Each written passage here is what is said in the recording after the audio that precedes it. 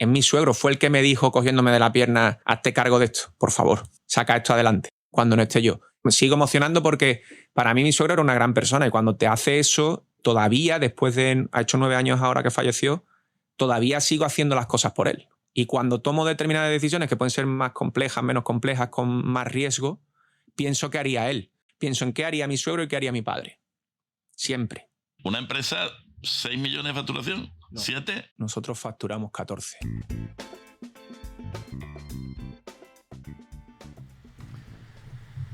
Hola, hola, hola. Empezamos un capítulo más de Derecho Fácil para Todos, un podcast de Eterno Abogado y también tuyo, no lo olvides. Hoy en Charlas por Derecho, Luis López de Castro, un abogado HASP, joven aunque sobradamente preparado. Esto es de 2 generaciones más atrás. Yo creo que un poco de los que nos escuchéis ahora lo sabréis de lo que estoy diciendo, pero sin cualquier caso meter en Google HASP, J-A-S-P, y Luis es eso, un HASP. Abogado de verdad, pero mejor persona. Y lo digo desde nada más empezar porque quiero que os situéis como oyente. Luis es de los que enseña la profesión, aprende la profesión y transmite precisamente esa gran personalidad que tiene como persona y como abogado. Cuando lo escuchéis os daréis cuenta de que no estoy exagerando lo más mínimo. Y además es un experto, que es curioso que se pueda llamar a alguien experto en esto, en relaciones humanas. Sabe cómo son las personas y sabe cómo tratar a las personas. Tipo curioso. Ahora viene el patrocinador, que luego lo pondré. Hoy capítulo interesantísimo, cómo no, cómo no. Cada vez que entrevisto a un compañero es un capítulo interesantísimo. Pero hoy, vais a ver que sí. Luis es abogado, hijo de abogado, empresario. ¿Empresario por obligación? No sé si luego nos lo contará. Luego veremos o lo escucharemos. ¿Abogado por vocación? ¿O quizá por generación? No sé, luego ya lo veremos, luego nos contará. Abogado actual, conocedor de las bondades de las habilidades blandas, de las no blandas, de las duras, del trabajarse a jueces, juezas y conseguir lo que al final todos queremos conseguir, el éxito para nuestro cliente. Y ahora adentrándose en las redes sociales. ¡Qué mundo para nosotros! Yo un poquito de una generación media más que él de una generación un poquito mejor. Además, como este va a ser nuestro primer video podcast, espero que le veáis y que le disfrutéis. Porque además, verás, mal está decirlo para mí, pero es tío para disfrutar, tío, con la vista. Es autor además del libro Conocimiento Jurídico, la gestión y dirección de despachos de abogados. Un libro que además, incluso por la forma de contar, ya dice mucho de Luis. Son conversaciones entre Luis y su padre. Quizás nos cuente algo luego. Miembro de la Comisión de Habilidades del Colegio de Abogados. Bueno, verá, si nos paramos en el currículum, al final no conocemos a quien tenemos que conocer. Luis López de Castro. Luis, gracias por venir. Cuéntanos. Gracias a ti por invitarme. ¿Qué haces aquí? Probar, ¿no? Nada, estaba deseando venir aquí al podcast contigo porque eres una persona interesante y desde que nos conocimos creo que cuadró la idea entre tú y yo y la verdad que estaba deseando venir. Ya lo hemos puesto un par de veces y hoy pues no me creo que estemos aquí. Estoy encantado de estar aquí y feliz. Sí, es lo que tiene los podcasts, los míos, que hasta que llega, pero cuando llega qué gusto, ¿verdad? Vamos a empezar porque la típica pregunta que se hace en todos los podcasts a mí no me gusta hacerlas porque estás aquí para que te conozcan también, pero ¿me das 10 líneas pinceladas de quién es Luis López de Castro para quien no te conozca? Yo te he dicho antes que si abogado, que si empresario, que si abogado empresario. ¿Qué eres? ¿Cómo te consideras? Mira, realmente no termino de ubicarme ni en la parte de la abogacía ni en la parte empresarial. En la parte de la abogacía, bueno, me considero abogado porque lo estudié, porque lo viví con mucha pasión, porque mi padre es el mejor abogado que conozco y entonces lo conozco hace 43 años ya y fue el que me metió esa pasión por el derecho y la empresarial siempre la he llevado ahí. O sea, es una realidad que siempre la llevé. De hecho, yo no terminé selectividad y no estudié derecho. Hice un primer año de empresariales y después estudié derecho y la empresarial luego me vino impuesta cuando mi suegro pobrecito pues enferma de cáncer y me hace que me haga cargo de la empresa que él dirigía y gestionaba Y a partir de ahí, pues claro, el nivel profesional y empresarial pues se vio disparado, ¿no? Pero tú eras ya un abogado relevante, estabas en un despacho relevante, tu padre es de los mejores abogados de Sevilla. ¿Qué pasó? ¿Por qué decides? Evidentemente era una cuestión personal, familiar, decantarte por eso. Pero, ¿qué te gustó más? ¿O por qué porque podías haber declinado? ¿O no era posible declinarle el ofrecimiento? Bueno, te pregunto si lo quieres contestar. Sí, era muy difícil. Temas... Era muy difícil decirle a mi suegro que no, porque mi suegro era de las mejores personas que conozco. Yo creo que entre mi padre y él están las dos mejores personas que conozco. Y mi suegro era un tío muy grande. Y bueno, y la realidad es que, bueno, yo llevaba ahí el bicho empresarial, es real. O sea, realmente yo terminé la carrera de Derecho y no me dediqué al Derecho, me dediqué a la representación de jugadores de fútbol. Yo venía de haber jugado en el Sevilla y tenía muchos amigos en el Sevilla y mi padre empezó a representar jugadores de fútbol, se sacó agente FIFA, yo también, y empezamos una carrera pues de representación que, oye, no nos fue mal del todo, pero las circunstancias profesionales cambiaron y vino la crisis y bueno, empezó a entrar mucho trabajo en el despacho y decidí dedicarme al derecho puramente y dejar un poco el fútbol atrás. Pero la realidad es que el fútbol mis primeros pasos profesionales fueron con la representación de jugadores de fútbol y me lo pasé muy bien. Y aprendí mucho porque siendo muy joven tuve la suerte de negociar con gente muy importante. Es que es un mundillo que debe ser interesantísimo, el de la representación de jugadores de fútbol, ¿no? Sí. Además, y además para un joven... Sí, además yo era muy joven. Ten en cuenta, yo tendría 23, 24 años cuando empecé a negociar ya contratos y a sentarte con directores deportivos de equipos de primera división, con presidentes. Entonces la realidad es que sí, a mí me dio una visión, me ayudó mucho a ver una visión importante de lo que era el mundo empresarial a ese nivel. Y después, bueno, pues el mundo del derecho es verdad que lo tenía. Mi padre siempre lo había escuchado, o sea, mi padre vive por y para el derecho. O sea, mi padre es abogado de corazón y lo mana por las venas. O sea, mi padre gestiona poco. Pero es un gran abogado. Precisamente porque vamos a hablar, o que quiero hablar de tu libro. Parece como los que somos de la generación, esto es un trueba. Vengo a hablar de mi libro, ¿no? Bueno, mi libro es... Pero no es así, no viene a hablar de eso. Es fruto de la suerte, no es un gran libro, no es un gran libro a nivel técnico, ni técnico jurídico, ni bien escrito. O sea, con el paso del tiempo te das cuenta que, bueno, fue un libro en el 2016, ¿no? Y bueno, pero sí que es verdad. Pero me ha adelantado, muchas de las cosas que tú decías ahí se adelantaron varios años. Es real que lo que hay ahí, a mí me dio la oportunidad para mí el libro es algo especial porque cuenta una realidad. O sea, ese libro cuenta la realidad tal cual de la relación entre un padre y un hijo que son abogados. Y bueno, y he tenido la posibilidad de trasladarlo a un libro. Eso no lo hace todo el mundo, no tiene la suerte. Pero, ¿y esa relación padre-hijo, que ya de por sí es complicada o puede llegar a ser complicada en condiciones normales familiares, si la trasladamos al trabajo, ¿se puede llevar bien? Entiendo que parte de porque tanto tu padre, que no tengo el gusto de conocerle, por mucho que esté tirado ahí para conocerlo, tiene que ser muy buena persona también, porque creo que tú eres como él. Me da a mí la impresión por lo que siempre me has contado. Si no sería posible trabajar juntos. Mira, mi padre es buena persona, seguro. O sea, eso es pero no por nada. O sea, podría decirte otras cosas, pero es que mi padre tiene un corazón que no le cabe en el pecho. Y yo creo que por eso la profesión de abogado siempre lo ha colocado en buenos sitios. Mi padre ha antepuesto el derecho al dinero siempre, la justicia al dinero. Y por eso algunas veces ha estado mejor que otras. Y como abogado conmigo es que realmente él nunca me exigió nada. Y creo que esa fue la clave de que él y yo nos llevásemos muy bien a nivel profesional, ¿no? Él nunca me dijo a qué hora entraba al despacho ni a qué hora salía, no se metía en nada.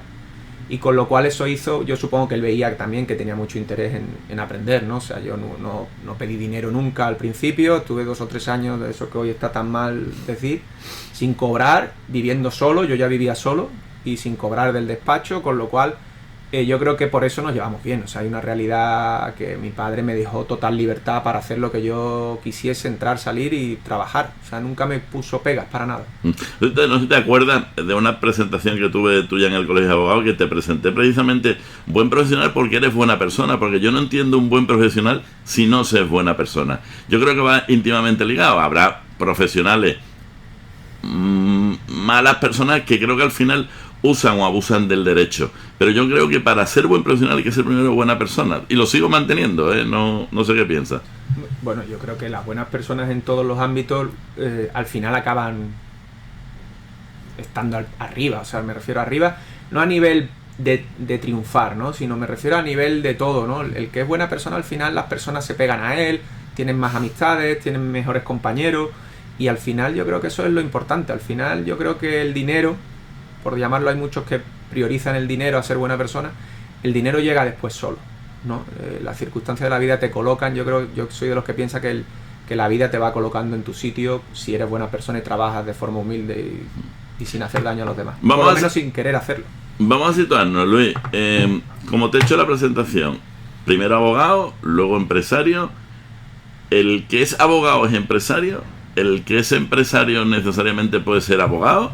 ¿Es bueno ser empresario para ser abogado? ¿Es bueno ser abogado para ser empresario? ¡Hala! Bueno, ahí la llevas. Creo... ¿Te sirvió de algo realmente ser abogado para asumir una empresa? ¿6 millones de facturación? No, ¿7? Nosotros facturamos 14. 14. Ay, para que 14, me sí, bueno, ten en cuenta, cuando mi suegro, el pobre, fallece, facturábamos 12, facturaba él 12 millones, yo la llevé a 7 en una reestructuración que hice empresarial, y en 3 años la puse en 12 y ahora estamos, creo, cerca de 15 millones de euros de facturación, y supongo que este año un poco más.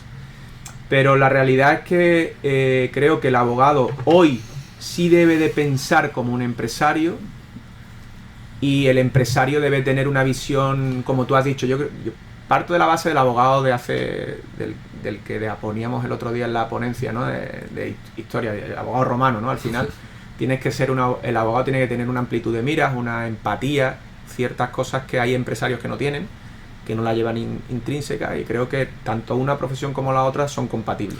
¿Y complementarias? ¿Se ayudan? Sí. ¿Es bueno ser abogado o haber ejercido, ya no digo licenciado en Derecho, haber ejercido, haber tenido esa interacción con personas? A mí la toga me ha ayudado mucho. Porque ponerte la toga implica muchas cosas, ¿no? Aparte del respeto, de todo lo que conlleva ponerse la toga, que al principio cuando nos licenciamos es como mucho miedo, ¿no? A sentarte ahí delante de un juez, un fiscal, compañeros que... A mí la toga me templó mucho, me dio una visión diferente de las relaciones humanas, de las personas y de las situaciones a las que te enfrentas. Entonces es verdad que la toga te da una experiencia con respecto a cuando estás ejerciendo la profesión, te enfrentas, si eres un empresario. Bueno, yo no soy un gran empresario, tenemos una empresa, bueno, porque por facturaciones en media, tenemos pocos empleados, somos 13 nada más, pero sí que es verdad que te enfrentas a muchas circunstancias, inspecciones de trabajo, inspecciones de sanidad, de Hacienda. Hoy en día nos están machacando día sí, día no, con todo tipo de inspecciones, ¿no? Y el hecho de ser abogado y de haber tenido ciertas situaciones, ¿no? De haberte puesto la toga, de ir mucho a juicios, pues te da la templanza de no asustarte ante una inspección de trabajo, de no asustarte ante un inspector de Hacienda que te habla como si fueses un delincuente antes de haber hecho cualquier inspección, ¿no? Te tratan como un delincuente antes de serlo. Por ser empresario no soy un delincuente. Intento trabajar y ser honrado, y ganar dinero y pagar mis impuestos. Entonces creo que sí, que te ayuda bastante. Te ayuda, pero solo en la parte más, digamos, más pegada a la legalidad o a la juridicidad. ¿Te ayuda con los empleados? ¿Te ayuda con los proveedores? ¿Te ayuda a tener una interrelación distinta a alguien? O sea, tú asumes, por ejemplo, que puede haber unos impagos, que la gente incumple sus obligaciones, porque igual tienes un histórico de saber que esas cosas pasan. ¿Eso te hace ser más cauto, menos cauto? ¿Cómo lo ves? Supongo que... Yo es que siempre he pensado que, verás, no solo un consultor, que yo creo que un abogado, aunque sea a nivel consultor, yo creo que todas las empresas deberían de tener una visión externa, una visión objetiva, una visión más neutral, ¿no? De decirle, existen estas figuras y tal, pero al ese empresario que tú hablas antes, le cuesta mucho asumir primero esa educación que los empresarios de hoy en día no tienen educación empresarial, y lo siento para el que me esté escuchando y se sienta, pero el que se sienta realmente empresario no le dolerá, porque sabe que ser empresario es muy duro, y ser empresario hay que prepararse para ser empresario no es simplemente abrir una empresa y ala, y ni emprender ni empezar, no, ser empresario es duro. Y hay que saber. Ser empresario es muy complejo. Muy complejo. Es duro porque es 24 horas al día, 365 días. O sea, yo desde que soy más consciente, ¿no?, de todo lo que llevo, porque nosotros, ten en cuenta que tú decías, te ayuda con los proveedores. Yo es que me veo como he ido evolucionando, no sé si me ha ayudado, yo supongo que sí. O sea, la realidad es que yo he tenido dos grandes maestros. Uno es mi padre, a nivel jurídico y a nivel persona y como padre, que ha sido también un gran padre, y he tenido a mi suegro como empresario, con lo cual es que he tenido dos figuras muy referentes en mi vida que me han hecho centrarme mucho y tener muy claro qué es lo que... Yo sigo haciendo todo lo que hago en la empresa por mi suegro. O sea, y te llegas a emocionar porque ya no es mi mujer, no es mi hijo, es mi suegro. Fue el que me dijo, cogiéndome de la pierna, hazte cargo de esto, por favor. Saca esto adelante, cuando no esté yo. Y sigo tomando... Puedes ponerte los pelos de punta, ¿eh? Sí, yo me sigo emocionando porque para mí mi suegro era una gran persona y cuando te hace eso, todavía, después de... Ha hecho 9 años ahora que falleció, todavía sigo haciendo las cosas por él. Y cuando tomo determinadas decisiones que pueden ser más complejas, menos complejas, con más riesgo, pienso que haría él. Seguramente la mayoría de las veces hago lo contrario a lo que él haría, pero sigo pensando en qué pensaría él. Y creo que eso me lleva a... Yo siempre que tomo decisiones en la empresa, bueno, en las diferentes empresas, incluso en el despacho, pienso en qué haría mi suegro y qué haría mi padre. Siempre. A ver, vamos a intentar centrarnos, porque quiero que me centres. ¿Qué eres? ¿Abogado? ¿Empresario? ¿Escritor? ¿Formador? Porque ahora, de hecho, estamos dándole, como ya le preguntaré sobre formación, que creo que tiene la misma idea que yo sobre la formación, pero es que además ahora quiere ser influencer. Eso ya es la leche. Esa es la leche. ¿Pero qué eres? Porque en realidad tú eres un muy buen abogado. Entonces, a ver, vanidad y tal, eres muy buen abogado. Tienes la cabeza muy bien puesta, luego ya veremos de dónde te viene, probablemente de tu padre. Pero es que también eres buen empresario. O al menos lo has sabido hacer bien. O al menos lo has sabido. ¿Dónde te encasillo? Te voy a intentar encasillar para que los que están al otro lado digan, entonces Luis, ¿qué es? Un fiera. Él no, da igual lo que le pongas por delante, lo hace bien. Qué envidia más grande. Te estaba escuchando y estaba diciendo, no sé, pero realmente te voy a contestar al revés. Mi padre te diría que soy directivo y los empresarios que me tienen enfrente como competencia te dirán que soy abogado. Vale, y ahora, ¿y tú? Mírate al espejo. No lo sé, o sea, yo realmente es que hago lo que me gusta. O sea, es verdad que la profesión me encanta ponerme la toga a pesar de lo que te encuentras en los juzgados, y me encanta ser empresario, no puedo estar parado. Cuando veo, es verdad que cualquier idea, cualquier negocio que me propongan, le doy vueltas. Real, o sea, no puedo estar mucho tiempo parado sin hacer nada. Siempre estoy intentando inventar algo, siempre mi mujer me lo dice, para un poco. Y no sé, o sea, la realidad es que me gusta en los negocios, me gusta, antes de empezar el podcast te decía, no soy muy feriante, porque prefiero estar trabajando, inventando, buscar un negocio, una oportunidad de negocio, estudiar o lo que sea, antes de estar en la feria. Que también me gusta estar con mis amigos, pero es real, o sea, vivo por y para, me gusta, es como el deporte, es lo que sé hacer y lo que me gusta hacer. Bueno, en mi presentación se me ha olvidado decirte que eres runner, eres deportista, maratoniano, que es que ya si digo eso, entonces ya digo, porque tienes mujer, si no me van a empezar con los likes, los corazoncitos y tal. No, bueno, yo conocí el deporte, que me ayudó mucho a saber gestionarme, porque me conocía, también lo tengo que decir, y además le hará ilusión a José María Merchán, que fue olímpico en Sydney, y fue una persona, José María me salvó de la ansiedad, y de cuando lo conocí fue el que me hizo hacer deporte y hacer triatlón, y no soy un gran deportista, o sea, es verdad que hago deporte todos los días, pero José María me metió esa vena del triatlón, y la realidad es que le doy las gracias porque le estoy muy agradecido, porque me metió en un mundo sano, en un mundo de esfuerzo, de esfuerzo donde no se busca el esfuerzo solo por ti mismo, no por conseguir nada, ni por ganar, ni por tal, sino solo por esforzarte contra ti, pelear contra ti y salir adelante, y le estoy muy agradecido a José María porque me metió el deporte en la vena, y desde entonces hago deporte todos los días. bueno, también estabas no sé si estás en la Comisión de Salud Mental y Física en el Colegio de Abogados, entiendo precisamente por apoyar primero, que es una triste lacra, la salud mental de los abogados. Ya ves, tuvimos un podcast precisamente para hablar de eso. Es un tema muy delicado, peligroso, y hay que andar con cuidado, pero que creo que para evitar llegar a eso, la parte física, la parte de no parar de hacer deporte y tal, creo que ayuda bastante, ¿no? Dentro de tener o no tener tiempo, pero habrá que sacar tiempo para eso, ¿no? Claro, yo en mi caso el deporte es fundamental para centrarme. O sea, y todo el mundo pone la excusa de que no tenemos tiempo. Yo tampoco lo tengo, pero la realidad es que antepongo hacer deporte a hacer otras cosas. O sea, mi prioridad en el día es buscar la hora para hacer deporte. Entonces, una vez que ya tengo ubicada la hora, si puedo, organizo el día en función del deporte. Vale. Vamos a hablar de abogacía sevillana. Complicada. A ver, tú eres un abogado de tradición.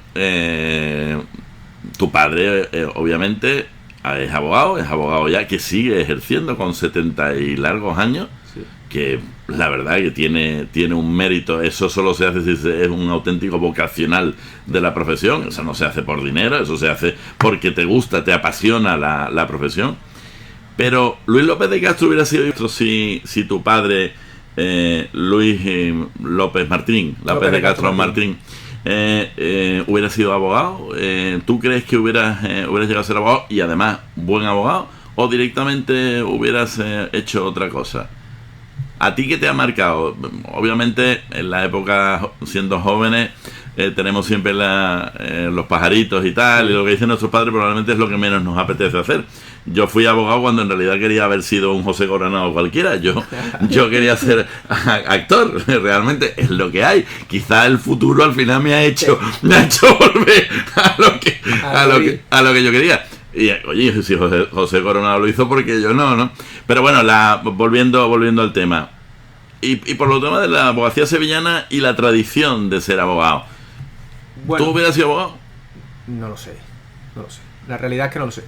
Yo me gusta, aprovechando que me preguntas esto, el otro día un hater mira que no tengo muy pocos seguidores en redes sociales, pero hubo uno que me puso, claro, siendo hijo de papá abogado, pues es muy fácil conseguir clientes.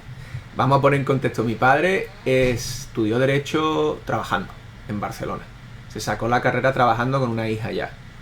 Mi padre terminó la carrera mayor, sí, no recuerdo con qué edad, ¿no? Y se vino de Alicante a Sevilla, fichado por el Banco Meridional como asesoría jurídica, como director de asesoría jurídica. Y realmente él no es sevillano, o sea, él es madrileño. Yo nací en Alicante, se fue a Lérida a vivir, a Barcelona, y vino a Sevilla ya con cierta edad, ¿no? No sé, 28, 29, 30 años, no recuerdo. Entonces mi padre, la tradición sevillana es suya, no viene de atrás, ¿no? No es como otros compañeros que sí vivían en Sevilla, su padre abogado de Sevilla de toda la vida. Pero es verdad que mi padre, bueno, pues tiene la suerte de que lo ficha el Banco Meridional, y de ahí Banco Bilbao Vizcaya, y luego BBVA. Y bueno, la realidad es que, si te digo, ¿me ha ayudado que mi padre sea abogado? Sí. A nivel clientes, no. A nivel reconocimiento. A nivel de otros compañeros que ven que eres el hijo de Luis y te tratan mejor. Eso sí es cierto, ¿Pero todos te tratan mejor o algunos al contrario? Precisamente por ser hijo de Luis te minusvaloran. Sí, bueno, claro, yo creo que eso nos pasa a todos los que tenemos padres abogados. Al contrario de lo que piensa la gente, cuando tienes un padre que es abogado y que es reconocido por los compañeros, ¿no? Porque no todos los compañeros tienen padres que son reconocidos, ¿no? Pero en este caso, en mi caso, mi padre yo creo que sí que tenía cierto reconocimiento a nivel jurídico y a nivel persona. Es difícil, ¿no? Porque el listón está alto. Uh-huh. O sea, y además hay una realidad. Por ejemplo, en mi caso es que yo no le llego a mi padre como abogado ni a la sola de los zapatos.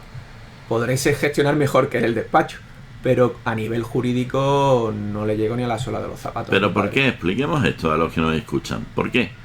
Y además así diferenciaremos realmente lo que es un abogado bueno, con conocimiento técnico, de simplemente ser abogado, que se puede ser abogado bueno y tal, pero realmente lo hay estrellas, y no estrellas de las redes, no, estrellas realmente abogados que tienen una capacidad jurídica, mental, de análisis. Eso lo estás diciendo tú. O sea, mi padre tiene una cabeza privilegiada. O sea, yo no le llego a él ni a la sola de los zapatos. Tiene una cabeza. Mi padre lee 5 libros a la vez. diarios. O sea, es capaz de coger 5 libros. Se levanta por la mañana, lee un libro, al mediodía otro, por la tarde otro y por la noche se acuesta con otro libro en la mesita de noche. A la vez pinta, juega al ajedrez, estudia derecho. Entonces todos son actividades donde tiene una mente privilegiada, no se pueden hacer tantas cosas y bien, y él lo hace bien. Y el derecho es que le apasiona. Entonces alguien que tiene pasión y que tiene esa capacidad intelectual está por encima de la media. Está claro. Está por encima de la media. Y es que le encanta la profesión. ¿Y eso a ti no te ha beneficiado de alguna manera? Ya no es un beneficio espurio, no es un beneficio más, no. Precisamente tener ese referente, ¿a ti no te picaba más bueno, o al contrario? No, pasaba un poco la fase juvenil, una vez ya sabiendo... Más adulto, no, yo disfruto viendo a mi padre. Yo el otro día dije en la charla que cuando le vi el otro día en uno de los juicios que tiene en la sala, en la audiencia provincial, y él abrió creo que fue el que abrió el inicio de las conclusiones, no eran conclusiones, bueno, era el inicio. O las alegaciones. Las alegaciones principales. Estuvo 1 hora y media, cerca de 2 horas, yo creo que eran 1 hora y 3/4. Y yo lo escuchaba y a mí se me caía la baba escuchando a mi padre. Porque jurídicamente, manejando los tiempos, manejando los tonos, sin repetirse. Yo tenía a mi compañero Juan Carlos al lado y lo miraba y decía, ¿lo estás escuchando? Y me decía, sí. Digo, es que no falla una. Que yo iba también a verlo, ¿no? Para luego él me decía, ven a verme y a ver si ves algún fallo, si podemos corregir algo. Y cuando terminó se lo dije, papá, es un orgullo escucharte. O sea, con la edad que tienes y con los compañeros que tienes al lado, porque hay 20 y tantos abogados. Sí, que no estaba cojo, lo que había al lado no eran malotes, vamos. Eran abogados Miura, o sea, de primer nivel. Y a mí se me cae la baba escuchando a mi padre. Entonces, tiene una edad y sigue teniendo la cabeza... Bueno, eso es una suerte que tienen el resto, porque todos se adherían a sus alegaciones. De hecho, claro. de hecho, cuando alguien delante tuya va, lo que ha dicho. Sí, de hecho, me adhiero.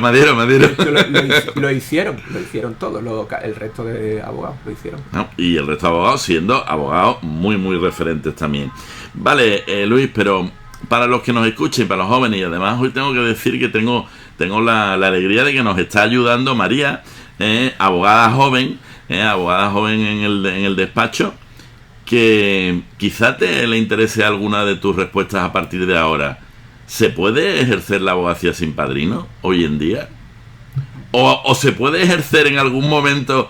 Mis oyentes ya saben, y creo que tú también sabes, que yo empecé en la abogacía sin padrino, sin nadie que me echara una mano, ni mi familia ni nada, y fue, ahora mismo lo digo con orgullo, después de 27 años, pero fue muy duro tener a alguien a quien llamar por teléfono. En su momento no había ni teléfono, ahora, yo empecé casi sin Google.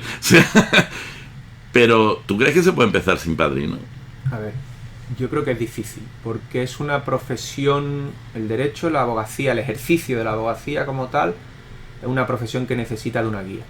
¿Por qué? Bueno, pues porque yo creo que lo que estudiamos en la carrera prácticamente no sirve para nada, con todo el respeto a los profesores que ejercen de profesor, y yo lo hago, pero como está planteado, yo creo que no solo pasa en derecho, pasa en muchas otras carreras. Creo que sirve para tener unas bases jurídicas de lo que es la norma, pero luego mínimas, sí, pero luego la realidad jurídica y la realidad del ejercicio de la profesión no se parecen nada a lo que te enseña. Entonces creo que debes de tener un maestro, pues como tenía yo. Yo tuve un primer maestro, mi padre fue el gran maestro, ¿no? Pero antes de empezar con mi padre empecé con Javier Alés, y tener a un Javier Alés que sabe de mediación. Joder, pero es que Javier Alés, desde aquí lo digo, le voy a invitar, estás invitado, Javier, al podcast. Javier es un referente en mediación en casi cualquier cosa. Claro, Javier es que tiene brutal. Claro, Javier arrasa por donde pasa, ¿no? Fue profesor mío y yo estuve con él unos meses en su despacho, y claro, tienes a alguien que te guía con una empatía diferente, que Javier es una persona 10 y abogado. ¿Y tú empezaste con sí, Javier? Sí, yo estuve con Javier haciendo prácticas, y claro, Javier es tener ese referente, luego tener a mi padre. Claro, al final tienes a alguien que te va guiando, alguien que te dice, te estás equivocando, haz esto y no hagas aquello. Evidentemente, si tienes un maestro, te vas más rápido que si no lo tienes. Bueno, vamos a diferenciar entre padrino y maestro. Padrino es alguien que además te recoloca. Sí, bueno. Y maestro es necesariamente alguien que te está ayudando en esas etapas que obviamente la universidad no la tienes, no tienes ninguna y necesitas un maestro. Ahora se llamarán cursos de práctica, ahora lo que viene un poco a sortear el que no existe ese maestro, y sin entrar en cuestiones laborales y tal, que no vamos a entrar, porque obviamente yo también empecé como tú, no solo sin cobrar, sino sin, vamos, yo... En fin, como no tenía maestro, todo era gasto, gasto, y ya está, ¿no? Pero realmente a los abogados y abogadas de hoy en día, ¿qué consejo le darías después de tuya? ¿Cuántos años llevas, Luis? 20 ya, ¿no? 20 años, 20. que se dice rápido. Y además, siendo profesor de universidad, ¿qué le dices a tus alumnos respecto de la profesión? ¿Les aconsejas ejercer? ¿No les aconsejas ejercer? A ver, yo creo que el ejercicio de la profesión hoy está muy complicado, porque somos muchos y hay mucha competencia, y mucha competencia a la baja. Lo decía el otro día, ¿no? El otro día, la presión de honorarios. Entonces, cuando hay una presión tan fuerte de honorarios, hay tanta competencia de compañeros, es complicado lanzarse al mundo jurídico hoy a intentar competir.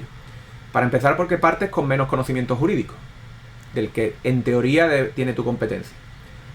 Luego, los gastos son los que son, y mantener un despacho cuesta mucho dinero. Y entonces, hoy está complicado ejercer la profesión.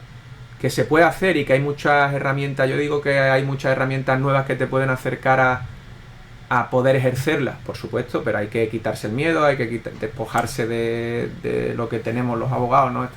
Y más en la abogacía sevillana. Vamos a despojarnos un poco de esto, vamos a lanzarnos a las redes, vamos a ver que se nos vea, ¿no? Que tal, intentar conseguir y transmitir por ahí, transmitir lo que sabemos a través de las redes sociales, de lo que conocemos, del derecho, de qué problemas son a los que se enfrentan los clientes. Dicho esto, creo que hoy es complicado ser abogado. Dentro de unos años, de una generación o dos, será más fácil.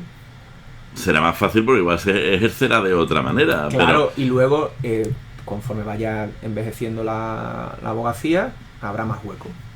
A ver, vamos a entrar seguro en redes sociales y vamos a entrar seguro en inteligencia artificial, seguro. Pero te hago otra pregunta de abogacía sevillana que además para mí siempre me ha marcado. ¿El traje marca al abogado? ¿Realmente? Esa pregunta se la hiciste a don Manuel Aguilar el otro día. Efectivamente. Que te escucho. ¿Que me escuchas? Pues te la hago a ti también. No recuerdo la respuesta de... No me des la respuesta suya, dame tu respuesta. No recuerdo la respuesta de Manuel. Yo creo que el traje marca. Por suerte o por desgracia. Y yo no soy el abogado sevillano. O sea, yo sí que me gusta el traje, ¿verdad? Sí, tú siempre vas pincelín. Sí, pero a mí me gusta el traje. Lo que pasa es que es cierto que no soy el abogado traje Sevilla. Entonces, creo que el traje marca en Sevilla. Sí marca. Y es real. O sea, yo creo que el traje en Sevilla, ejerciendo la profesión de abogado, es real. ¿Por qué? Pues supongo que marca una imagen. Yo creo que el abogado está cambiando. Si te das cuenta, mira, hace poco en redes sociales, bicheando un poco, los abogados de Madrid ya no todos llevan traje. Ya van como yo hoy, ¿no? Sin corbata. Ya va dándosele una vuelta. ¿Pero por qué? Porque la vuelta es, me quiero acercar al cliente, ¿no? Entonces, quitándote la corbata, da la sensación de que te acercas al cliente. Y la corbata marcaba, y el traje marcaba como una especie de... el cliente está ahí y yo estoy aquí. Y eso se ha terminado, porque como decimos siempre, lo decimos siempre en las charlas, el abogado nosotros antes el abogado estaba en el centro y todo giraba alrededor nuestra, y ahora es el cliente el que está en el centro y nosotros orbitamos alrededor de él con todos los servicios que le podemos ofrecer. Claro, es que ahora la figura del cliente empieza a ser prioritaria, cosa que antes no era. Cuando venían a los despachos de abogados, el abogado era el rey, el abogado era el más. Y yo creo que eso va cambiando, y es que creo que también es bueno que cambie. Yo creo que ha cambiado. Radicalmente ha cambiado. Sí. Yo creo que ha cambiado radicalmente, y que ya hace tiempo que el cliente es el que está en el centro de ese círculo orbitario donde estamos nosotros, donde está nuestra prestación de servicio, donde está nuestra atención al cliente, donde está nuestra forma de minutar, nuestra forma de transmitir por qué minutamos, cómo hacemos el trabajo y por qué lo hacemos. Sí, pero el que vayamos alrededor del cliente no significa que se tenga que hacer todo lo que dice el cliente. Es decir, al final la dirección del asunto tiene que ser tuya. Y sí, tuya, del profesional. Y si al final nos echamos tan en el cliente, perdemos al final que en realidad quien tiene los conocimientos técnicos, quien sabe lo que tiene que hacer, somos nosotros. Y llega un momento en que a veces yo me doy cuenta que muchos abogados y abogadas funcionan más por el cliente que por el propio asunto, entonces estás equivocándote. O sea, uno no puede defender. Yo recuerdo un artículo de nuestro estimado Óscar Fernández León, decano. Hola, decano, te saludo desde aquí, del Colegio de Abogados de Sevilla, que tenía un artículo precisamente sobre el abogado Rottweiler, ¿no? El cliente Rottweiler y el abogado Rottweiler, ¿no? Entonces había clientes que iban buscando el abogado Rottweiler. Es que no, es que tienes que ser lo que tienes que ser en cada momento. Claro. No lo que te pida el cliente que tengas que ser. Claro, es que estamos en un momento muy complicado del ejercicio de la profesión. ¿Por qué? Porque estamos en el momento en el que yo digo que el cliente está en el centro, pero parece que nos estamos olvidando de que nosotros somos los directores jurídicos del procedimiento, ¿no? Y muchas veces hay muchos compañeros que te das cuenta que se dejan guiar por lo que el cliente quiere, ¿no? Pero eso viene por una pérdida de poder o de estatus en la abogacía. Efectivamente. Que antes el cliente llegaba al despacho de mi padre o al despacho de otro compañero y el cliente le tenía un respeto total y absoluto a la palabra del abogado. Y hoy eso no existe, salvo contadas ocasiones. ¿Y por qué hemos perdido? Porque yo creo el exceso de información. Bueno, el exceso de información, y al final si la información tampoco es adecuada o es mala o es ineficaz o está sesgada, pero claro, al final el cliente quiere leer lo que quiere leer. O sea, cuando sí. Como nos pasa a todos, ¿no? Cuando tú vas a Google, tú quieres leer que tu problema, tu reclamación de cantidad está ganada. Sí. O que tu despido está ganado. Y lo que quieres leer es eso, y lo encuentras. Y lo encuentras. Y lo encuentras repetido. Y lo encuentras repetido. Claro. Y claro, cuando llegas a tu abogado para decirle que tu pleito está ganado, tú crees que está ganado. Y sin embargo, a lo mejor no está tan ganado. Lo que pasa es que también a veces te ha costado tanto llegar a encontrar eso, no te has fijado obviamente ni en la fecha, claro, ni en los hechos, solo que, y al final si quieres encontrar lo que te da a ti la razón, lo acabas encontrando. ¿Dónde se aprende más, Luis? Esto también es una pregunta de nuestro amigo Manuel Aguilar. ¿Despacho grande, despacho pequeño, despacho unipersonal, mediano? ¿Dónde se aprende a ser abogado? Bueno, yo no he tenido la suerte de estar en un despacho grande. Y digo la suerte porque creo que se aprenden cosas muy interesantes. Pero creo que el despacho grande vive alejado de la realidad nuestra. O sea, la realidad de todo esto es que los despachos pequeños o los despachos unipersonales somos muchos más que despachos grandes. Y que abogados que están dentro de los despachos grandes. Entonces yo creo que el despacho grande aporta un conocimiento interesante, pero que me gustaría ver algún despacho grande, algún letrado de despacho grande peleándose con nosotros en la calle. No a nivel jurídico, en la sala. No a nivel jurídico, sino en la calle, ¿no? En la sala, no, es en la calle, no es en la sala. En la calle. Te voy a explicar por qué es en la calle. Venga, pues explícate. Te voy a explicar por qué es en la calle, no es en la sala. En la sala seguro que sabe mucho. Y tiene mucho conocimiento. Bueno, igual luego entramos en eso. Pero no, me refiero a que nos veamos en la calle. Abre un despacho solo. Vale. Busca a los clientes igual que yo. Pásale una minuta a un cliente. El despacho grande es más fácil pasar minutas. Sin duda. Bastante más, pásale una minuta a un cliente de un divorcio o de una reclamación de cantidad pequeñita y que te la pague igual de rápido que si está en el despacho grande. Ve a buscar clientes. No es lo mismo pertenecer a un despacho que al despacho López de Castro. No es lo mismo. Ir y pedir minutas, buscar clientes y todos los problemas que nos surgen a los despachos pequeños, al abogado de despacho grande no nos surgen, porque ya lo lleva detrás. Nosotros tenemos que defenderlo. Quizá puede dedicar tiempo a otras cosas, ¿no? A la parte más técnica del asunto. Es verdad que nosotros, los despachos pequeños y medianos, tenemos que hacer de todo. Y tenemos que saber de contabilidad, de financiación, de rentabilidad, de atención al cliente, de redes sociales, de podcast. Bueno, eso sería lo ideal, que todos aprendiésemos un poco de eso, por desgracia. Sí, sería lo ideal. Sería lo ideal, que todos... Yo estoy defendiendo que hay que saber gestionar despachos, igual que gestionamos empresas. Igual. De hecho, tu perfil en Instagram habla precisamente de eso, o sea, de gestión de despachos. Sí, bueno, porque además es lo que me gusta. Porque creo que están mal gestionados la mayoría. Salvo excepciones, creo que los despachos se gestionan mal. A partir de ahí, ¿por qué se gestionan mal? Bueno, pues porque por desgracia los abogados tienen poco tiempo, como lo acabas de decir tú, para estudiar derecho, para preparar un recurso de apelación, una demanda, gestionar tu despacho, ver la contabilidad, ver quién te paga, quién no te paga, cómo tratas bien al cliente, cómo lo atiendes cuando entra por el despacho, cuándo sale, qué información le transmites. Todo eso es gestión y estrategia a medio y largo plazo, y no nos da tiempo. Voy a volver a tu libro. Precisamente la idea de tu libro son las conversaciones con tu padre respecto de una forma distinta de gestionar el despacho. La adaptación. Una adaptación. Después, siendo del 2016, ¿qué quedó de aquello en el despacho? O sea, ¿algo se llegó a hacer? Sí, claro. O sea, ¿conseguiste cambiarle la mentalidad a tu padre? Sí, yo creo que sí. Yo creo que a mi padre... ¿Era tu objetivo? Bueno, no sé si era mi objetivo, era la forma en la que yo entendía la gestión del despacho. Y claro, al final mi padre no tenía un despacho propio grande. Mi padre era abogado de banco, director de asesoría jurídica, pero abogado de banco. No tenía un despacho con clientes.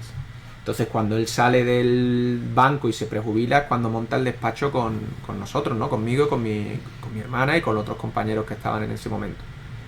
Y entonces es difícil. Entonces, cuando yo le empiezo a decir, esto no es fácil. Si entra un cliente hay que cobrar el dinero, guardarlo, hay que gestionar, hay que pensar a medio y largo plazo, tenemos que empezar a... Sí, porque ser abogado es bastante más complicado de lo que la gente se piensa, a veces piensan que los abogados nadamos en la abundancia y los abogados como cualquier profesional tiene picos, tiene bajones, sí, tiene periodos de por menos 10, porque los gastos siguen estando.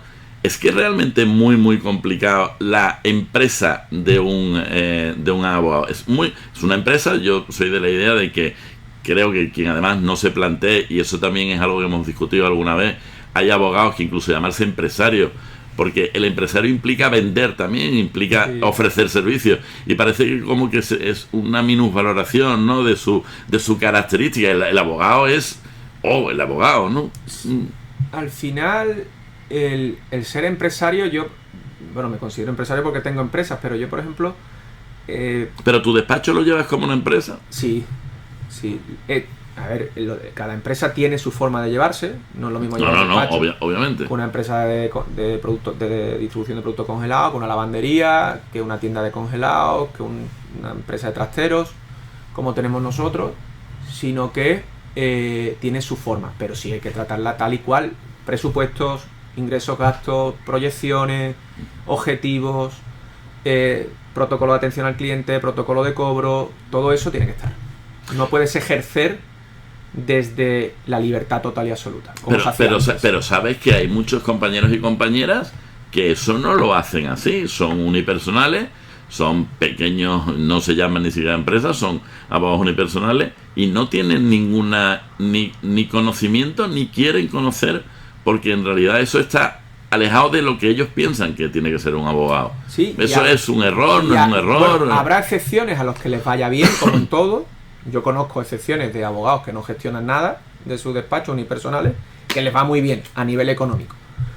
Pero esa es la excepción que confirma la regla. Uh-huh. Yo creo que hay que gestionar, que hay que pararse aunque sea uno solo. Oye, ¿qué quiero hacer? ¿Dónde quiero llegar? ¿Qué ingresos necesito? ¿Qué estrategia voy a seguir de captación de clientes? ¿Cómo voy a tratar al cliente cuando llegue? ¿Qué información le voy a dar? ¿Cuál no? ¿En qué momento? ¿Cómo minuto? ¿En qué criterios baso mi minutación si un cliente me pregunta por qué le cobro esto? ¿Sé por qué le voy a cobrar o no lo sé por qué se lo voy a cobrar? ¿O me lo invento sobre la marcha? Hay muchas cosas que hay que tener muy bien hiladas para que cuando pase esté todo medido al milímetro. Una habilidad que además yo creo que no hemos sido capaces nunca de saber enseñar ni aprender es cómo cobrar realmente, cómo minutar realmente un asunto. Yo creo que los clientes, ahora que seguro que nos están escuchando, los abogados que en ejercicio lo sabrán mejor lo que les voy a decir, realmente saber cuánto cobrar por un asunto es de las cosas más complicadas que hay en nuestra profesión. De las más complicadas. Es de las más difíciles. De las más difíciles. Desde antes, creo que fue 2016, cuando empecé a escribir el libro, 2015, y de don Óscar Fernández León, que ya tenía algún artículo sobre la minutación de honorarios, yo me centré en una ponencia que dimos nosotros en mi coste hora y añadido la experiencia que voy adquiriendo. Y sobre el coste hora, claro, sobre lo que... Porque eso es podríamos llamarlo una referencia, porque yo creo que la responsabilidad, el conocimiento y la responsabilidad debe incrementar tu coste hora. Claro. Primero que los compañeros y compañeras no han llegado, dimos precisamente una ponencia sobre eso, no saben ni siquiera delimitar cuál es su coste hora. Realmente pueden estar cobrando y estar perdiendo dinero todos los meses. Sí. Yo siempre que Juan Carlos, cuando me llama el compañero para preguntarme, Luis, ¿qué cobramos por este asunto? Lo primero que le digo, ¿cuánto tiempo nos va a llevar? Claro. ¿Cuánto tiempo? ¿Qué horas le vamos a dedicar? Hazme un cuadro con las horas que le vamos a dedicar aproximadas, porque no es ciencia exacta, y sobre eso la complejidad. Y a partir de ahí yo sé cuánto vale mi tiempo. Y de ahí incremento o reduzco. Claro. Tienes complejidad, experiencia y responsabilidad. Exactamente. Que esos son factores correctores. Cuando dice, es lo mismo llevar una reclamación de cantidad, misma situación, misma reclamación, mismas empresas, mismo tal, de 100.000 euros que de 1 millón. No, porque el impacto que tiene el 1.000.000 de euros cuando tú lo reclamas sobre tu cliente no es lo mismo que 100.000 o que 1.000. Absolutamente. Y ¿Se le van a dedicar las mismas horas? Probablemente. Bueno. Probablemente. O no, porque tu preocupación sobre el cliente, la transmisión que te hace el cliente de su preocupación va a ser mayor. Y entonces la preocupación que te transmite a ti como profesional y abogados que somos, que tenemos que acercarnos al cliente, es mayor. Y entonces pues nuestra responsabilidad crece. Supongo que tú en la época del COVID, Luis, ¿celebraste juicios telemáticos? Yo creo que sí que celebramos un par de ellos. ¿Llegaste a celebrar? Sí, algunos. Sabes que ahora con la reforma se va a pretender otra vez volver a los juicios telemáticos. Audiencias previas, asuntos teóricamente que se puedan celebrar telemáticamente. ¿Cómo lo ves? Bueno, creo que gastamos dinero, la justicia gasta dinero en cosas innecesarias. ¿Y por qué digo esto? No digo que no sea bueno celebrar juicios telemáticos, no nos tendremos que desplazar, pero eso tiene un coste económico que podrían dedicar a que la justicia mejorase, de verdad. Sinceramente. Para que lo sepas, el lunes tuve una audiencia previa que me ha enseñado la práctica de la prueba para dentro de 18 meses. Para que los oyentes lo entiendan, en un procedimiento de determinada entidad se tienen que celebrar como 2 juicios, ¿no? Y después del segundo juicio, que es donde se practica la prueba, se dicta la sentencia. No puede ser que un asunto que además es del 2022, el segundo juicio se vaya a celebrar en el 2025. Luego nos echan la culpa a nosotros, a los abogados y abogadas, pero créannos que no hay ningún compañero o compañera que quiera más que nosotros, y además precisamente los problemas muchas veces que tienen los compañeros es que si van a cobrar a resultados, obviamente el que un asunto se lleve a 2 años le hace polvo cualquier tesorería, ¿verdad, empresario? No, claro. El otro día un cliente me escribía a mí también, como tú, ¿no? O sea, me refiero, yo creo que la demanda la pusimos en el principio del 22, en Madrid. Nos llegó el otro día la admisión de la prueba y lo han señalado, creo que para principios de 2025 la audiencia previa. Claro, el cliente me preguntaba, Luis, era una reclamación de cantidad sobre un inmueble y tal, ¿puedo vender el piso? Porque es que cuando vayamos a tener el resultado es 2030. 30 a lo mejor es exagerado, pero 25, 26. Un recurso de apelación sí te puedes meter en el 28 o 29. Absolutamente, sí. En Madrid. Con lo cual, un pleito que él empezó a sufrir en el 2021, antes del COVID, lo resuelve 10 años después. ¿En primera instancia o en segunda, ¿no? En segunda. 10 años para resolver en segunda instancia. ¿Qué justicia es la que se alarga 10 años? Y me viene al pelo la pregunta, ¿cómo somos capaces, para los que nos están escuchando, cómo manejamos las expectativas del cliente en un asunto así? ¿Cómo le trasladamos? Nada. Esto es lo que hay. Esto es lo que hay. Sí, pero tiene que haber algo más, Luis, porque al final, ¿qué hacemos? Porque, claro, la mayoría de las veces esto es lo que hay, pero... Yo intento ser empático, ponerme en su situación y decirle cuál es la situación y aconsejarle cuál es la mejor situación para él. Y a partir de ahí decirle que la justicia pues no es justa. y que tardamos esto en resolver problemas. Sí, que tarda esto. La justicia es justa. Lo que no es justo es la infraestructura que tienen los gobiernos dedicados a la... ¿Por qué no interesa? Porque nos interesa, obviamente. Sin embargo, Hacienda funciona muy bien. Bueno, todos hemos visto las fotos esas que siempre circulan en las redes de la mesa del funcionario de justicia con papeles hasta el techo y todos los puestos de la agencia tributaria limpios y absolutamente limpios. Obviamente a todos, pero yo creo que en todos sitios interesa mucho más una agencia tributaria que funcione o una seguridad social que gestione adecuadamente las cuotas de seguridad social que una justicia que realmente interesa muy poco a los que gobiernan, y ya no solo porque así lo que ellos hacen irregular cuesta más también, van pasando varios entre medio y al final todo acaba o prescribiendo o cosas más fuertes como las que están pasando ahora, que todos sabemos lo que pasa. Pero lo cierto y verdad es que el cliente que llega a nuestro despacho se ve absolutamente privado de su justicia, porque yo, que me gusta la parte de negociación, a mí la parte que menos me gusta cuando hablamos de la negociación, de la importancia de la negociación, es el retraso de la justicia. Eso debería decir el menor en la negociación. A mí de lo menos importante para mí para llevar una negociación es precisamente el retraso. Obviamente es uno de los puntos que tienes que poner en la mesa, como tú has dicho. Hay que negociar pero de hecho la negociación me parece mucho más importante, y cuando hablé con Javier, el tema de la mediación y la negociación están muy ligadas.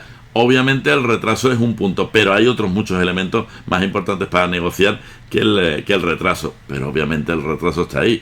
Y si tienes que esperar a que te resuelva un asunto 3 años y te deben 50.000 euros, pues 30.000 hoy son mejor que 50.000 dentro de... No se sabe, porque además no tienes ni siquiera la certeza de que vayan a hacer 50. Pero eso es una injusticia de libro, Luis. Sí, eso... hombre, claro, al final es...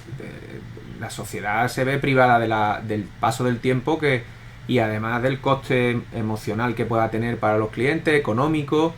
En las empresas el dinero es innecesario. Entonces yo, que quede claro que no digo que, cuando digo que Hacienda y la Seguridad Social están muy bien financiadas para que funcionen muy bien, no digo que ellas funcionen mal. Lo que digo es que tendrían que funcionar la justicia igual de rápida y de tener los mismos medios que Hacienda y que Seguridad Social. Porque entonces sería una sociedad más justa, más ágil y habría menos problemas. Absolutamente. Porque también hay quien se aprovecha de la lentitud de la justicia para cometer determinadas injusticias, por llamarlo de alguna manera. Inteligencia artificial, Luis, que yo sé que nos gusta el tema. Por cierto, como creo que saldrá el podcast antes del 25 de abril, os recuerdo que voy a dar una ponencia en el Colegio de Abogados el 25 de abril sobre inteligencia artificial. Os pondré el enlace si es más tarde, y si no lo veis directamente en el canal de YouTube del Colegio de Abogados de Sevilla. Creo que os va a gustar, estoy seguro que os va a gustar, no os la perdáis. Luis, seguro. Inteligencia artificial y abogado, ¿cómo lo ves? Bueno, yo no soy ningún experto en nada, y menos de inteligencia artificial. He intentado aprender de ella, ¿no? Y de lo que surge, y ver muchos vídeos de los que realmente saben. La inteligencia artificial ha venido para quedarse, y hay que ver cómo la acogemos dentro de nuestra profesión, tanto a nivel jurídico como empresarial, y aprovecharnos de ella, ¿no? El otro día decíamos, no va a sustituir nunca la empatía de un compañero, ni a la cercanía, ni a esa pasión y ese corazón y esa pasión del que hablábamos el otro día, pero evidentemente nos va a facilitar muchas cosas. Va a facilitar el trabajo del abogado casi seguro al 100%. ¿Pero a quién? ¿Al que ya está? ¿Al que está entrando? ¿Al que viene? ¿Al abogado que...? ¿A quién? ¿Quién le va a venir mejor la inteligencia artificial? Bueno, yo creo que al que sepa aprovecharla. Es la realidad. Al que sepa aprovecharla. Evidentemente, yo lo decía el otro día, si mi hijo tiene a bien, con 11 años, dedicarse al derecho dentro de 7, ¿no? Elegir la profesión de abogado y la carrera de derecho dentro de 7 años, todos esos niños que tienen esa edad ahora, cuando lleguen a estudiar derecho, con toda la inteligencia artificial por detrás, con un proceso de 7 años de crecimiento, van a llegar con un conocimiento con muchas más armas que nosotros. Claro, pero lo que van a ser buenos abogados, pero además van a tener una herramienta que no hemos tenido ni hemos podido soñar nosotros. En siglos. Vamos, realmente si además van a evolucionar y van a ir aprendiendo con la herramienta al lado, claro, es que va a ser... Tienen un Ferrari para funcionar. Y nosotros, yo no digo que nosotros no tuviésemos un Ferrari, eran otras épocas, o sea, al final son otras épocas. Cuando lo estudió mi padre, cuando estudiaste tú, cuando estudio yo, cuando estudia la compañera y cuando estudie mi hijo, son diferentes épocas. Y yo echo de menos leer un libro a buscar la solución para contestar una demanda o para un recurso de apelación, y ahora todo lo buscas rápido, ¿no? Te da tiempo para otras cosas. Es lo que yo digo, en el 16 yo decía que el abogado tenía que adaptarse y tenía que ir adaptándose a los nuevos tiempos. Y esto es constante. Esto es hoy, mañana, pasado, y siempre vamos a tener que estar adaptándonos porque vivimos en una sociedad que nos ha tocado vivir unos tiempos donde los descubrimientos tecnológicos marcan el devenir de la sociedad. Y en ella estamos nosotros como abogados, porque somos instrumento de la sociedad, ¿no? Como juristas. Entonces tenemos que adaptarnos rápido, porque es que esa sociedad avanza muy rápido. Pero ¿y los abogados tú no crees que son de las profesiones que menos capacidad de adaptación tienen? Y eso tienen que hacérselo mirar. Sí, claro. Pero porque es una profesión donde seguimos pensando que el cliente, vamos a hacer nuestro divorcio rápido, nuestra reclamación de cantidad, y nos anclamos en eso. Yo lo que sí me he dado cuenta en el mundo de la empresa, a nivel un poco mayor, proveedores míos, ¿no? Que son grandes empresas, ¿no? Que son multinacionales, es que todos los empresarios, directores generales y tal, no paran de formarse en todo. Contabilidad, inteligencia artificial, ventas. Tú ves a un CEO de una empresa grande y tú dices, ¿por qué dedica tanto tiempo a un curso? Y te le preguntas y siempre está formándose, aunque él no vaya a hacerlo. Bueno, pues tienen esa capacidad o esa visión de decir, tengo que seguir formándome, tengo que tener conocimiento, tengo que adquirir, tengo que renovarme como empresario. Y eso en la abogacía no pasa. Es curioso, ¿verdad? Es curioso. Precisamente en la parte de formación en la que nosotros apostamos permanentemente, y además formación continua y de calidad, parece que para los abogados, para ciertos abogados, es como una pérdida de tiempo, cuando cualquiera, tú lo estás diciendo, cualquier CEO de una multinacional, lo que es una mejora de actitud, una mejora de capacidad, y lo ven como parte absolutamente necesaria del currículum. ¿Por qué seguimos tan anclados en el pasado? Sigue siendo esa figura del abogado. Yo siempre digo, la mesa de caoba, lo oscuro y tal. Eso ya pasó hace mucho tiempo. Ten en cuenta que nuestra profesión es una profesión longeva. Y al ser una profesión longeva, hay muchos abogados mayores. Vale. Claro, entonces eso se mantiene, pero yo creo que la gente joven viene con otras ganas y yo creo que se ve y se nota, pero es una profesión longeva que se ejerce, yo creo que muchos por devoción y otros por obligación, se ven obligados a ejercer la profesión mucho tiempo. Pero yo creo que se irá dando ese cambio poco a poco. Es verdad que en otras empresas, pues el empresario se definía antiguamente por ser una persona inquieta, ¿no? Por eso se hacía empresario. Entonces, bueno, pues están más activos a la hora de formarse y tal, y están más... No, mira, tienes ahí a José Elías Navarro saliendo en redes sociales todos los días, 1000 millonarios, con empresas por todo el mundo. Se dedica también al congelado, tiene la cadena de la Sirena, se dedica a lo mismo que yo. Y es un tío que sin necesidad alguna de salir a la palestra, sale, se expone, y el tío no para de aprender y de ir a un sitio a otro sin tener necesidad real de hacerlo. Se involucra con la gente, con los procesos, no para, ¿no? Siendo empresario, de conocer sus empresas. Él se dedica a la energía y, sin embargo, a nivel congelado, productos congelados para su tienda, ha ido a Noruega, ha ido a Argentina al tema del gambón, se ha montado en barco, va al charco a mojarse, a ver, a aprender. El abogado no lo hace. No vería yo a un directivo de Cuatro Casas, Garrigues, da igual el que fuese, haciendo eso en el propio mundo jurídico. No lo veo haciendo eso. ¿O tú ves a alguien en redes sociales de las grandes despachos? Absolutamente, por eso al final vamos a acabar en redes sociales. Pero fíjate qué curioso, precisamente hablas de José Elías, que yo pienso como tú, obviamente no tiene ninguna necesidad de exponerse, y algunos de sus vídeos y algunas de sus charlas son brutales. Además, incluso cuando te cuenta cómo empezó en el tema de la energía, con lo de la... Bueno, os pondré el enlace porque es uno que hay que seguir también, igual que hay que seguir a Luis, porque tampoco le hace falta las redes sociales. Yo creo que él está entrando en las redes sociales, primero porque entiende que es una herramienta más de innovación, porque entiende que hay que estar ahí, porque entiende que si no le van a hacer desaparecer, siendo muy bueno, le van a hacer desaparecer. Y aquí vamos a entrar un poco en lo que son las redes sociales, porque nosotros tenemos un poco la dicotomía de redes sociales buenas, malas, pero en las redes sociales hay muy mal abogado, pero que es buen empresario, que gestiona asuntos jurídicos.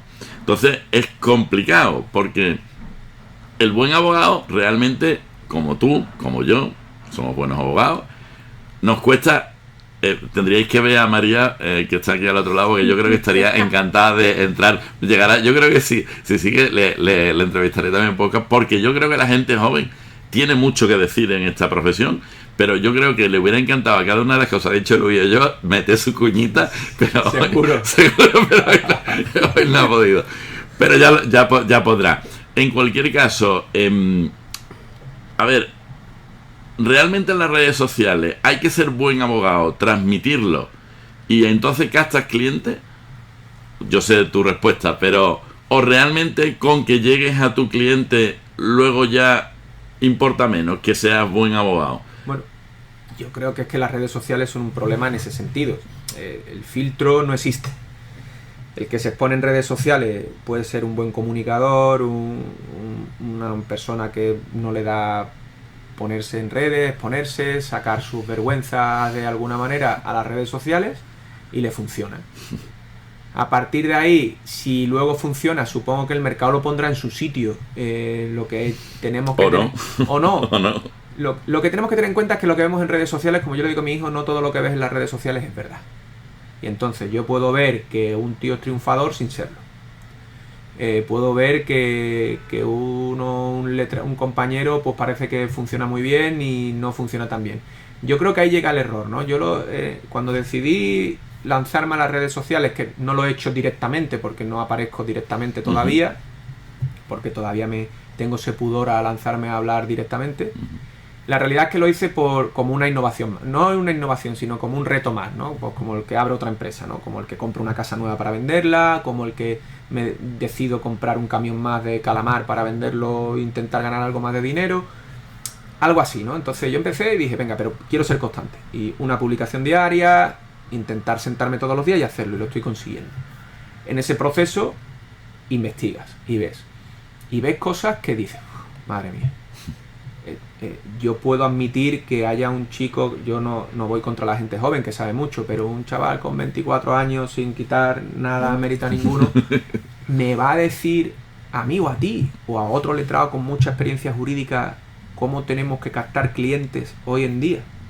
No lo veo. ¿Por qué? Porque no ha vivido lo que es captar clientes. Entonces yo lo que sí voy a intentar transmitir, o lo que estoy intentando transmitir en mis redes sociales, es que tengo 20 años de experiencia en el mundo jurídico, que dirijo una empresa que factura 15 millones, que tengo 3 empresas, una lavandería, una empresa trasteros, que compro, vendo, alquilo locales, que hago muchas cosas y que sé hacerlas. Y que he aprendido por el camino porque me he equivocado muchas veces. Pero y que sabes hacerlas porque las estás haciendo. No es humo, lo haces. Las hago y las llevo haciendo 20 años.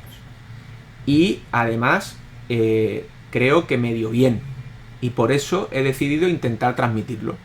Pero claro, cuando te encuentras gente por ahí que no ha vivido y te quieren enseñar, ¿de dónde me vas a enseñar? Eso es lo que yo veo un poco en redes, ¿no? Hablando del mundo jurídico, ¿no? Que he visto clientes, casos donde te intentan decir, no, yo te capto clientes, yo tal, yo sé. ¿Tú sabes el qué? ¿Cuántas veces te has puesto la toga? ¿Cuántas veces has ido a juicio? ¿Cuántas veces te has enfrentado a un cliente para cobrar, para no cobrar, para gestionarlo?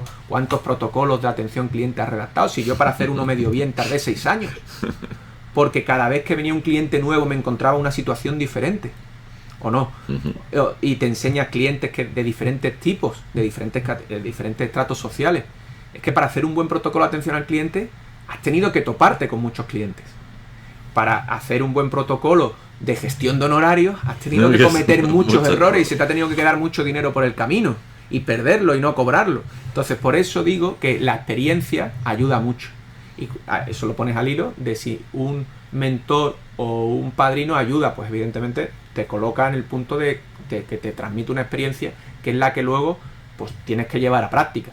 Y entonces a mí me ha sorprendido que en las redes sociales haya esa libertad de decirte yo te ayudo, y digo, ¿cómo me puedes ayudar si tú no lo has hecho? Diferente es el que lo ha hecho. Cuidado, que hay mucha gente que también funciona bien en redes sociales y lo ha hecho. Y luego está la parte que tú dices de empresarios que llevan despachos y que triunfan. Bueno, han sabido ver el negocio, han sabido ver la rama del derecho que se automatiza, que se puede automatizar y que contratando letrados puede gestionarlo bien y sabe comunicarlo. Y eso pues gusta a determinados clientes. Cada uno tiene, yo creo que cada letrado tiene que identificar cuál es su cliente. Y en función de qué cliente quieres tener, qué hacer. Y entonces el traje, al hilo de lo anterior, marcará si te tienes que poner un traje, si te lo puedes quitar, o si puedes ir con un polo o sin un polo, etcétera, etcétera. Yo creo que debemos de identificar cuál es nuestro cliente y qué imagen queremos dar.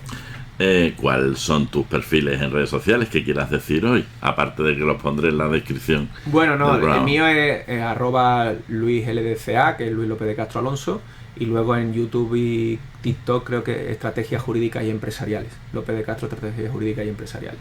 Pero al que le estás potenciando más es Instagram. Sí, porque bueno, creo que es la red social que más me gusta a mí también, o sea que tampoco yo TikTok no lo utilizaba, y bueno, y YouTube sí, para adquirir conocimiento, ¿no? Yo veo mucho YouTube, muchos vídeos de interés, ¿no? Para aprender y para formarme, y muchos podcasts interesantes, pero principalmente es Instagram. Uh-huh. Sí. Me va a dar mucha pena, pero es que yo creo que María es la primera que se quiere ir a comer, porque le veo ya cara de hambre, de hambre, ¿no? cara de hambre. Pero para acabar, Luis, si escuchaste mi podcast con Manuel, sabes que implementé una nueva manera de ponerle título al podcast, que era que se lo planteaba al invitado. Así que si lo has escuchado entero, no te debe de suponer una sorpresa lo que te voy a decir. ¿Qué título le ponemos a este podcast? Complicado, ¿no? Hemos hablado de muchas cosas. Bueno, no sé, el título... Tú sabes, Manuel fue más por la pasión, por ser abogado, porque él es absolutamente pasional, es una fuerza de la naturaleza. Tú también lo eres, pero no le podemos poner el mismo título, así que... No, bueno, aquí al final yo creo que es... gestión, ¿no? Yo siempre hablo de gestión, estrategia, ¿no? El futuro de la abogacía, como no lo sé, ahí tengo poca imaginación para eso. Bueno, lo dije la otra vez, si tú no me lo dices, lo coordinamos y al final acabamos poniendo un título que a ti te guste. Pero no está mal el tema de la gestión. Yo creo que gestión y abogacía, gestión es muy amplio, incluye muchas cosas. Gestión y abogacía y gestión, al final es lo que hemos intentado es decir, oye, pues yo que soy empresario, que me gusta el ejercicio de la abogacía, creo que la abogacía hay que gestionarla. Y hay que saber gestionar tus despachos, que al final yo me dirijo al pequeño despacho siempre, ¿no? Al gran despacho sabe hacerlo, son empresas. Es que el gran despacho es una empresa. No funcionan como nosotros. Entonces, gestión de abogacía o abogacía y gestión. Abogacía y gestión me gusta. Vale, Luis, como estamos acabando, ¿quieres decir algo más? Espero que te hayas sentido cómodo. ¿Qué te apetece decir para acabar? Nada, darte las gracias porque me he sentido muy cómodo, me lo he estado pasando muy bien, se ha hecho corto y la verdad que encantado de estar aquí, que espero que el podcast pues a la gente que lo escuche le haya servido, le haya sido interesante lo que he contado. Pues lo dicho, un placer haber tenido a Luis López de Castro con nosotros. Gracias, Luis, pero lo mejor es buen rato seguro que hemos pasado y que seguro habéis pasado al otro lado. Este podcast como primer vídeo podcast lo vamos a no solo subir a las plataformas de podcast, a las mejores plataformas de podcast, que espero que le deis a un suscribir, un me gusta, un recirculéis, retuiteéis, que hagáis todo lo más grande que se pueda hacer con este podcast. Pero además vamos a empezar tanto en las plataformas de Luis como en la mía, vamos a subir para que veáis pequeños vídeos del video podcast de lo más interesante, que de hecho a mí se me ha quedado el 80% de cosas por hablar con él, pero es que de lo que ha dicho yo creo que voy a poner el 80% de las cosas que ha dicho, porque creo que no nos hemos dejado nada. Todo lo que ha dicho es interesantísimo, todo lo que ha dicho creo que tanto abogados de hoy, de ayer y de mañana es útil, así que no os lo perdáis. Gracias de veras. acabo este capítulo, espero te haya gustado, gracias por haber llegado hasta aquí. Uno más, y creo que vamos llegando a la cuarentena. Esto es brutal, casi mi edad de hace 10 años.